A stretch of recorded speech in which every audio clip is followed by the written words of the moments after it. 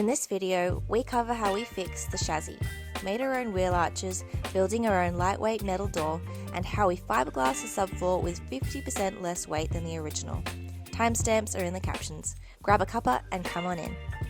Hey fam, welcome to our lounge room. We're doing a bit of a different format this week. We're going to walk you through the first stages of our tiny home build. And it's not because we were super lazy and not on it with the camera for the first few weeks of the build, but it was more because we were super lazy and not quite on it with the camera for the first stage of the build. So, great opportunity to catch you up. All right, let's get into it. I think so, yeah. I think you're really good at welding. I'm okay. I only have been tacking away on some stick welding and... One thing we need to say is that when we bought the caravan, I don't know if you remember from our first video. It was our first real video. We do actually have one before that. Oh yeah, shit. I don't really, don't watch that one. It is pretty funny though. The first real caravan video, we showed how bad the chassis was. We got the tow bar replaced, and how much did it cost us? The drawbar, you mean? The drawbar. Yeah. It was somewhere in the ballpark of like... I think she farted. Bit under $2,000. You can't say that on camera, baby. Because now you're going to have to bleep this out. Oh, it is really bad. No, well, now we're both acknowledging it. This morning, Daisy vomited in the bed. That's again. Twice. I think she knows we're going away again today. I think she knows because she's being very clingy. Upset tummy. We spent a lot of money on getting the drawbar replaced. And when we did that, they were like, do you want to replace some other bits on the caravan?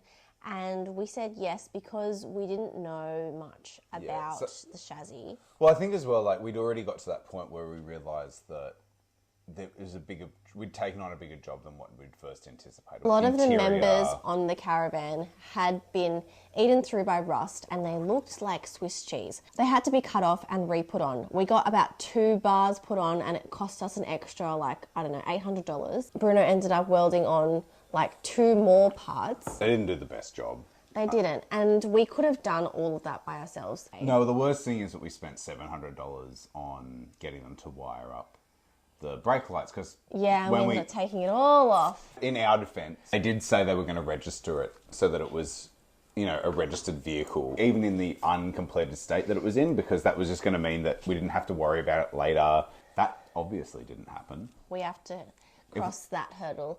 If we have trouble... No, we couldn't get it certified because it didn't reflect a true weight of what the caravan would be. That is true. Because there was nothing in it before. We have to wait till everything's on, most of the furniture and everything is in, before we can go and get it registered. So in this welding part, Bruno has tacked on bridges, is what we've called it. Yeah, there was some extra channel that we had from the side pieces. Mm-hmm. Yeah, we just needed extra pieces for the floor to sit on at the points where it doesn't have anything on the edges.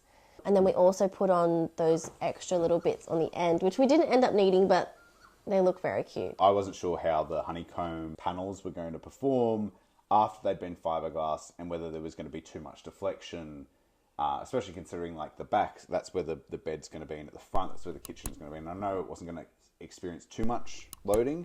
I just didn't want there to be, you know, cupping in the middle, and then that just brings and sags things down or ruins whatever our countertop finish is.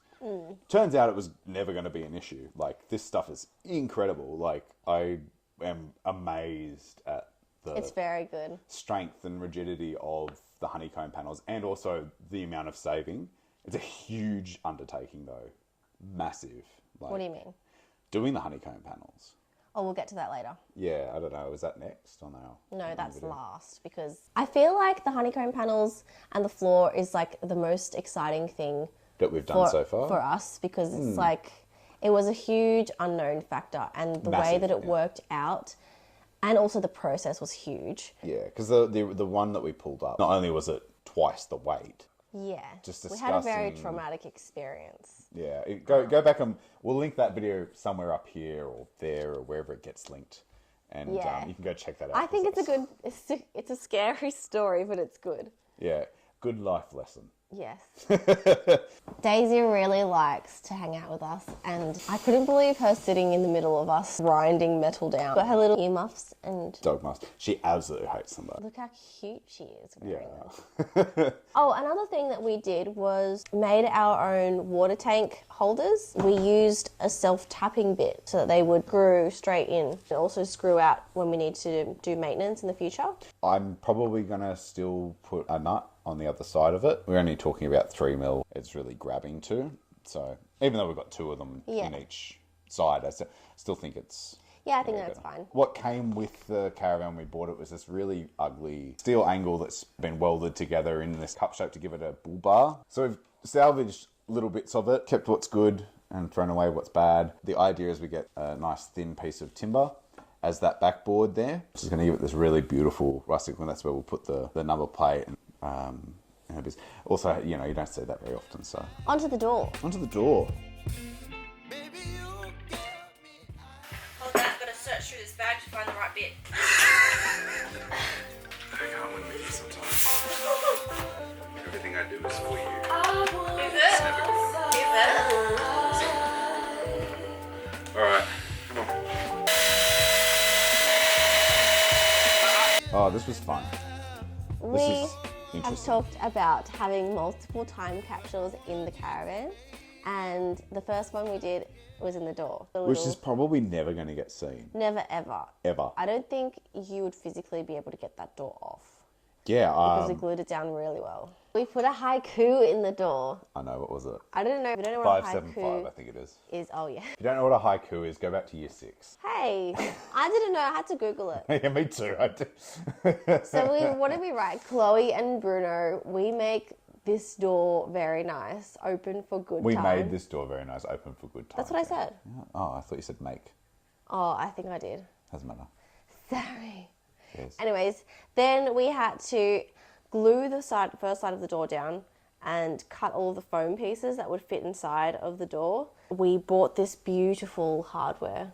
It's good. I don't think if I really want to release our supplier. Maybe that'll be one of our paid membership things if you really want to know where we got all of our stuff. We'll tell you most of it, but we won't tell you where you get all of it because that's some gorgeous hardware and it didn't cost us It's very half nice. as much as it should have. We have to talk about how we made the door first. Yeah, that's the door really is a work of art in itself, I think. Wait, let me just go to the photos That's so fine. you guys can see. Let's go with the concept for the door. Yeah. Okay. So we're not sure still exactly what the exterior cladding is going to be. It might be, it's most probably going to be fiberglass, and it could be fiberglass over XPS over poor man's fiberglass. The reason why we got rid of our original cladding was because the aluminium had lots of holes and it was rusty and bent in weird spots. So to And also- refurbish it would have taken ages and Cost a lot. it probably wouldn't have looked really good. No, we couldn't refurbish the old one, especially just because we'd changed the window. And we did profiles. look at getting new panels for it, but the cost of getting the same vintage panels is like astronomical. Yeah, I think the quote was close to 5, 6 No, like grand. 15 at least. Was it 15? Holy moly. Yeah. Yeah. And like, I really don't love it. I don't love the aluminium siding. Like, you know, it's We wanted to have something different, so we thought we'd do maybe a flat or maybe a flat with some accents that we make on it. we have been experimenting. We're not finished experimenting Wait, with why it. are you telling them about the external cladding? We're talking about the door. Yeah, okay, sorry. Well, it's just, long story short, we still currently think, well, don't worry, that is yet to come, the cladding. But the cladding, something like that. The cladding, we're aiming to have some kind of texture to the cladding. We're not sure exactly what that texture is going to be yet because we're still playing with that at this point in time. And as a result, we had to make a door that was going to stand alone, breathtaking in itself, Okay. but also be able to fit in with whatever our cladding was going to be at a later date. So we've gone with a bit of a piece of art. So you want to explain the parts of the door? Sure. Well, you designed it. I feel That like doesn't you should. matter. No, you know it though. Okay, so Bruno was like, what do you think if we have a metal door? And I was like, a metal door on a caravan? Steel door. Anyways, I was a non-believer at first, but now I'm a believer. I feel like it looks really cool, and it was really, really fun to make. So if any of you are familiar with Corten steel, this is the look we're going for. So if you're not familiar with Corten steel, it's a type of steel which chemically is treated to chemically rust in a way that it doesn't eat away at the metal. It just creates a rust barrier that stops steel actually rusting. It creates a beautiful barrier, but then it's also rusted steel. The door, let's visualize this together. The door is 1 mil, what does it say? It sounds like I'm saying meal. 1 mil. I didn't know you were New Zealand, bro. 1 meal. 1 mil. I'm sorry to anyone who's New steel Zealand watching. On either side, and in the middle is XPS with a pine frame. On the outside is the really lightweight timber. So if you can guess what timber we've used. So I'll give you a couple of hints. Put it in the description below. We've used a super lightweight timber. It has similar characteristics to cedar, but it's about just a little bit under half the weight. And price. And about a third the price of cedar. So if you can work out, and it's commercially available in Australia. I only know of one supplier. I'll give you another hint. Surfboard stringers. Now can I talk about the patina? Absolutely. So how do we get this Corten look on some cold rolled steel as well? So as you can see in the photos, the cold rolled steel is just steel. And we used a patina. So we had to buy like a big blowtorch from Bunnings and heat up the steel first so we could get a really nice colour. So when you spray it on, it instantly changes colour and evaporates. The patina is very expensive. So Bruno was like, why don't we DIY one? And I was like, really stressed out because I was like, how are we going to do this? The answer is you can do it, but it's not exactly the same. It looks a little bit different because we wanted a darker finish. We tried to add on gun blue into and there's the mix. no shortage of gun stores around where we live. So We just went down the road and picked up some. We added it and then it just turns it black pretty much. So we just stitched the gun blue. yeah, the gun blue is good though. It's already come in use. There's a couple of places where you can just paint that on. We'll blue some of the hinges that we have. And also the hardware for things like But as you can see in the video, it was really fun to do because Bruno was there with the blowtorch and I was there spraying it. And we just didn't really know what it was going to be in the end. But it turned out really well. And we also were really worried about, I was, about the epoxy that you seal it with because Sculpt Nouveau... It's not a epoxy. Oh. It's the sealer for the thing. Yeah, we've used I can't remember what the sealer is. The sealer that they recommend online is like only sold in America, and it was like $200 or something for a kit thingy. And obviously want to seal it as well because we don't want the rust to continue, oxidizing and then dripping down the side of the caravan. The one that we made, the DIY one, actually smelt a lot more rusty than the one that we bought. Yeah, it'd be interesting. We haven't smelt it in a couple of weeks since we have sealed it. Yeah, because it's real. Like even after we sealed it, it was quite smelly. But I think it would be. Hopefully, it's better now. Hopefully, it's better now. If not, we might try an epoxy seal, like a clear coat epoxy. Because the side that we have done the DIY mostly on is going to be in the inside of the tiny home, and it's just because the color of the patina that we use looks a lot nicer, I think, on the outside. But they both look really nice, I think. 100%. Yeah. It was hydrogen peroxide, salt, and vinegar. If you know how to change the colour of a homemade patina, put it in the comments below. I'd really like to know. That'd be really Absolutely. This is one of those things that if you have a background in some kind of chemistry, it becomes really, really beneficial. You can see us doing the XPS. You can see us squishing that in there. I've already cut out the holes for the hardware at this point, made some nice jigs for it. They're really tight. It's really nice. I'm quite happy about it. I definitely if we'd screwed up the hardware, even if there was a shadow line around it, I think it would have looked really. I think we've done a really good job. Yeah. You can see us laying the actual plate steel on. I was so the nervous frame. about this. Yeah, we've used this. We'll talk more about the adhesive that we've used because it's the same that we used for I the just want to subfloor. say that in the casing of the door, we rebaited 1 mil So that it looks like the steel is inset into that timber. into a timber, yeah. Yeah. But it's not. It's inset into foam. Well, no, yeah, it's inset into a frame with foam. Yeah, it's Yeah. like I am very impressed with I your am too. design. At the moment, it feels like it's a fully thick steel door, but with a timber frame, trim frame around it. You know, you're never going to be able to tell really that it's a 1 mil. Yeah. I feel like the per bond was a little bit excessive. I think so as well, but you know what? I'm not upset about it because there is a bit of movement in that XPS, and if over time, Yeah. I was very impressed with my sanding technique. yeah, this is great. The knocking the XPS down level with the frame, I was like, oh, we can't do this with the. It was going to be very hard. sander. Yeah, we couldn't do it with the sander. I was doing it for ages, and then I was like, I'll cut it with a thingy, with a what's that thing? Yeah, we were thinking about. I was like, oh, we're gonna get a rasp. And then I was like, rasps are so expensive for what they are. Like it's just like a cheese It's just a grater. cheese grater. Like, get over yourself. And so I started scraping the XPS with the pool saw. Yeah, it's not the good one. It's my old good one that Don't snapped worry. and broke, and then I made a new handle for it. So don't, before So anyone I goes was in the comments, on the table doing this for like half a day. before anyone jumps into the comments and goes, no, what are you doing? Not the saw! It's my rough cut one now. But it did a fantastic job, and we got it very level, and Yeah. now the steel is flush. Yeah, almost flush. That's one thing I wish we'd done better. We've literally just bought like almost every tool for this job.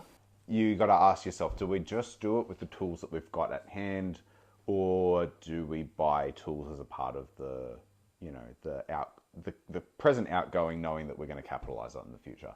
The only way to really do that and make sure we get a perfect bond is by doing it, vacuum pressing it. So. Anyways, we didn't, as you can see, we just piled a whole bunch of heavy things that we had around the shed. Which does work. And On you can, top. you can see the second time we went around and also clamped all the edges. Yeah, that definitely helped. And that 100% helps. Oh, this part of the door was so scary. So we bought not fantastic tape. Painter's tape. And we put it along the door, and we've already stained the door. And like, with the tape started peeling off the timber, and I was freaking out. Yeah. Well, again, if you can guess what that timber is, put it in the comments. It makes sense that it does peel away with a not so great painter's tape. I made a jig for the hardware? door. And everything went in perfectly. It did, but I did spend a lot of time on this jig. Like, again, there's no, we have enough money to do it properly, but we have enough money to do it properly the first time.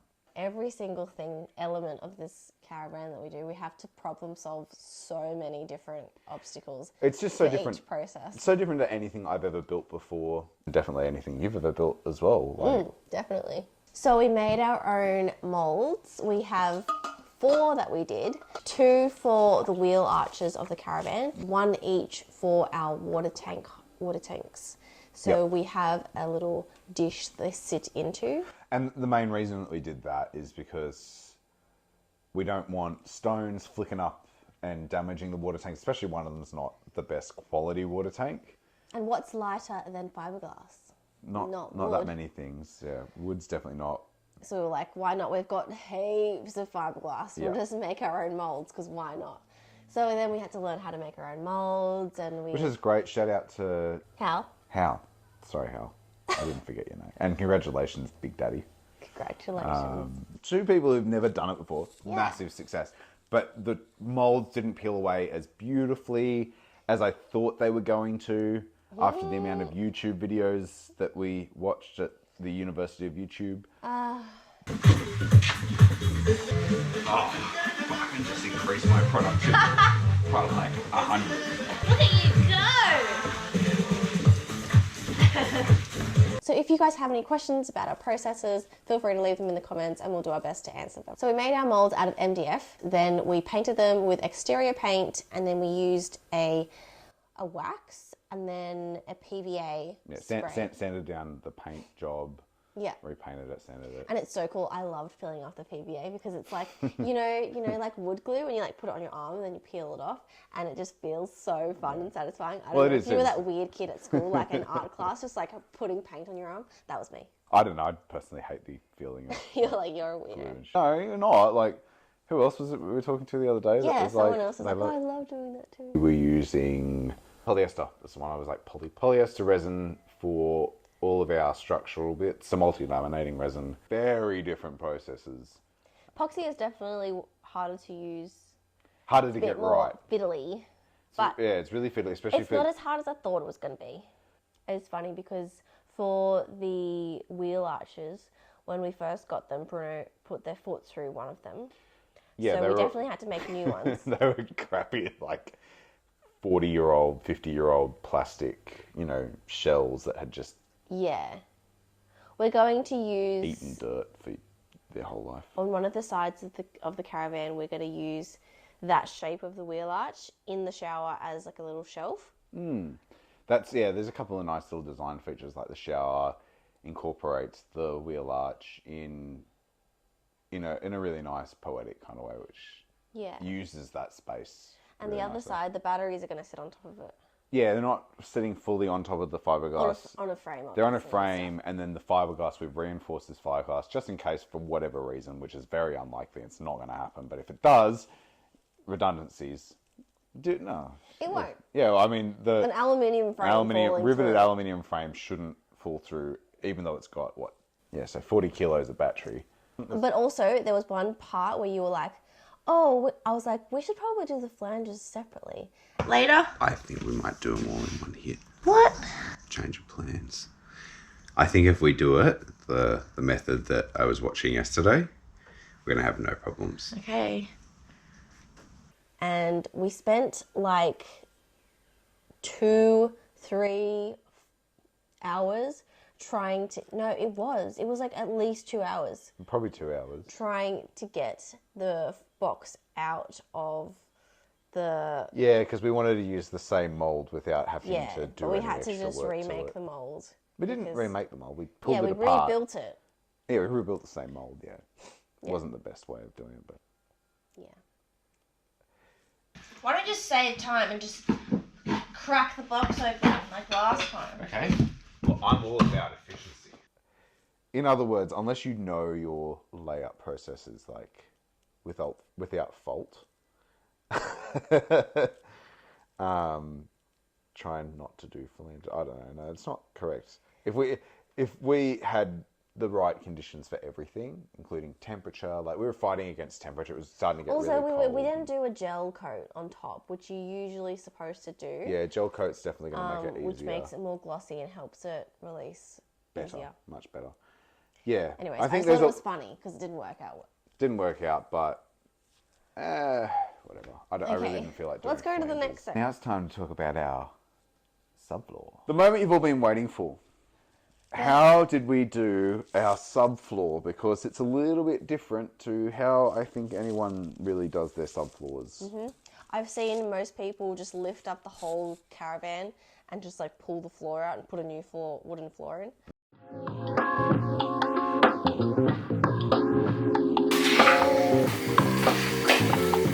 Good job. Our subframe has had already one whole lifetime worth of love in it. It's from 1978. Yeah. And I don't necessarily think it was put together with precision in mind. I think it was just bashed together really quickly. We had to level the whole subframe because when we put the panels on, there was pretty much like 2 points that were actually touching. So this is only a problem because we want to glue this down. So our subfloor has to be... and we have mechanically fixed it down as well, but the primary fixing method for a honeycomb floor is going to be a silicone adhesive. This process was an absolute nightmare. We had to first we had to level it, so we had to put packers in every single spot where there was a difference in level. So we'd got the laser level out and everything. Yeah, we did it like you'd be like you do a proper building, and we found out our elevation, the difference in elevation between the two highest points, which was something like 13 mil, which is quite a large variation. Yeah.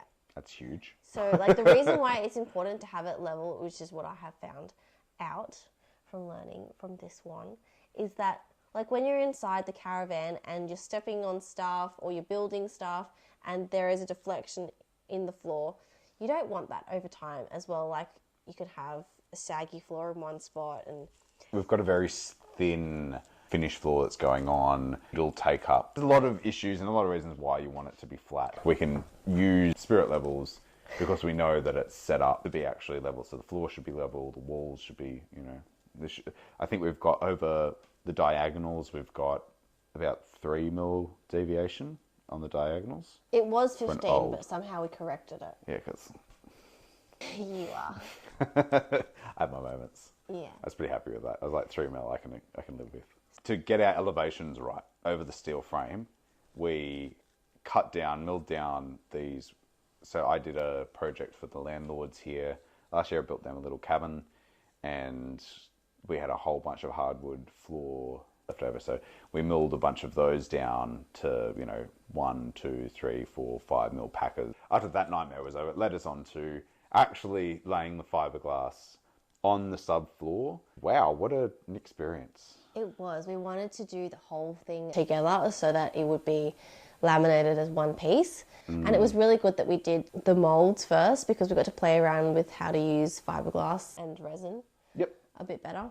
And we worked really well, I think, together. I think we did really well, because you've got to remember this is the large surface area that we were laying up at any one time, and you've got to think about it in sections and where your overlaps are, because you want, like with anything in any kind of building, you want overlap so that you are keeping strength where the joins are. I think the best videos that I watched to learn how to do this was surfboard videos, because they have like these hard plastic squidgies.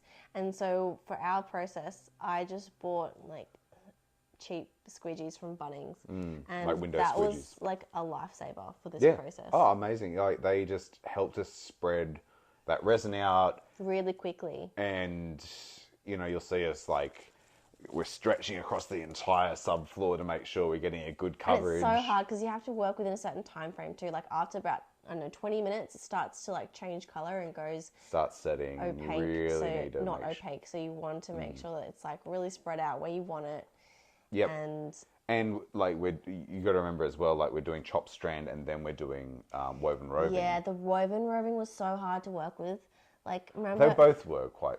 No, the chop was fine. Chop's okay. It's just the roving was so hard because it became like starts on stitching unwoven and like it was just getting stringy everywhere. So what you don't see is that we'd pre-cut all of these pieces. They're all sitting. We'd actually ordered them so that we weren't going, shit, which piece is which and where does it go? We had to change our gloves so many times because everything was just like getting gets sticky and gross. And so my advice is go out and get a proper pair of like PVC or chemical resistant gloves, because we did the silly and the cheapy. The cheapy gloves ended up just like melting. Which, we should have known by now. So like for one side, we both had to change our gloves like between every single like pour.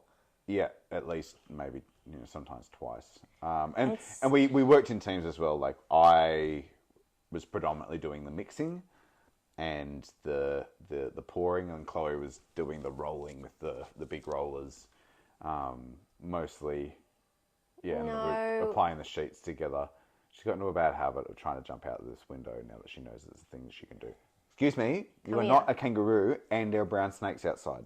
But it was really good the second time. We learned a little bit, and we were a little bit smarter. We rolled up the cloth, and then we laid it down so it would like go out nice and smooth. And yeah, we got a lot better with the second side. Yeah, I actually really enjoyed it. It was really satisfying to see it all done. I'm glad we were working in that. You can see our workshop has a big tarp as our only real protection at the front end of the caravan frame. And I'm really glad to some degree that we've got an open air workshop for this one process. Oh my gosh, it was so much more stinky than I thought it was going to be. Yeah, the VOCs and the the chemical, just the off gassing is just The VOCs? The VOCs. It's a lot. Let's put it that way. And it's not healthy to breathe that stuff in. No. But yeah, like if you look at this bit now, like we've really got it down to a finer. That last piece that went down, like That's so satisfying. went down like so quickly. Yeah, we did it really well. Although when we did it, which I would have done better, is after a few hours, I would have liked to come back and cut the sides off. Because once it sets in a spot, like we had to grind down the sides because we didn't do this properly. They were a little bit lifted on the sides because we'd put wall plates in there. So Bruno has designed the caravan so that it is raised a little bit more. So the roof height is extended by, I don't know how much. I can't remember either. And it has shifted slightly because there is a little bit more thickness in so we've got 25mm honeycomb panels, and it means that the overall subfloor height is now sitting 30mm in thickness, roughly, which is the height of the bottom wall plates, which are in there. You can see them, they're the black sticks. It's not only glued down, it's also got, some roofing screws that at regular intervals, a little washer, we cut out a little hole in a recess in the... It was really cool. It was very satisfying watching the little piece go and get stuck. We pre-drilled the holes. Yeah. So they were all ready. We pre-drilled the holes in the chassis and we pre-drilled the holes in the subfloor so that just after we stuck it down, we could go in and just... And another reason we did that was because it meant that we had compression on the main reason we did it was because you can't see through the subfloor to know exactly where to put it. So we had to pre-drill and mark out all the right spots to put it so that it was going to go through a member of the chassis. Yeah. And so now, and then we're going to come back and backfill that with some resin a little bit later when we resin in the actual wheel arches, the wheel hubs. Yeah. And we'll just fill it up with a bunch of resin so that you've got a really solid, fixing. This floor's not coming off. Never. Like the last one, which had a couple of rivets in the flimsy falling apart. And gave us a very traumatic experience on the highway. It wasn't just the floor, but it was, So, as promised last week, we'll actually be renovating this mess of a kitchen outside. I think as well, that almost does it for all of our cabin fixes. Yay! I know you want to go outside. Just come here. Yeah, we'll go for WLK soon. I think we can get back to baby one next week, which is exciting. But also, I cannot wait to fix this sink because we've been washing up like gremlins. We've been we've been camping for the last 2 years. It's pretty. Yeah, so I'm looking forward to that. And we'd also like to get back into the garden because Chloe's an avid gardener. It's just I would love fun to growing your own vegetables. Yeah, and we've neglected that part of us. I made 3 garden beds out there and I've got one out there. So we're going to remake some compost and try and make some covers because last year all of our things were eaten by caterpillars.